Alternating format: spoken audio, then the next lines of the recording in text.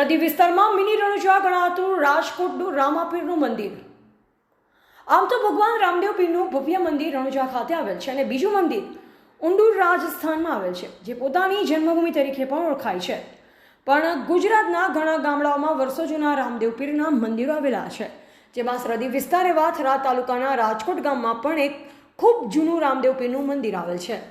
ત્યાં આજુબાજુના ગામડાઓમાં વસતા ભાવિ ભક્તો જે રણુજા સુધી નથી જઈ શકતા તેવા ભાવિકો પોતાની માનતાઓ અહીં પૂરી કરે છે અને રામદેવ પીર ભગવાન પણ પોતાને શરણે આવેલ ભક્તોને ક્યારેય નિરાશ નથી કરતા. ત્યારે વધુમાં રાજકોટ ગામના યુવા સરપંચ શ્રી નરસિંહભાઈ પટેલે જણાવ્યું હતું કે આજુબાજુના ગામડાઓના ભક્તોનું આસ્થાનું પ્રતીક એટલે રાજકોટમાં આવેલું રામાપીર ભગવાનનું મંદિર.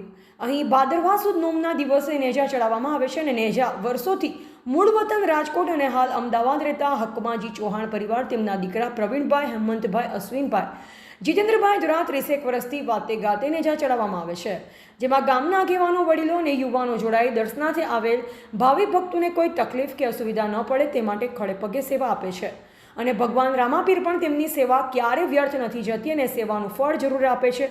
ત્યારબાદ ભગવાન રામપીરના દર્શન કરી તથા પ્રસાદ લઈ ભાવિ ભક્તો ધન્યતા અનુભવે છે. અહેવાલ બાબુ ભાટિયા, સંબંધ ભારત ન્યૂઝ.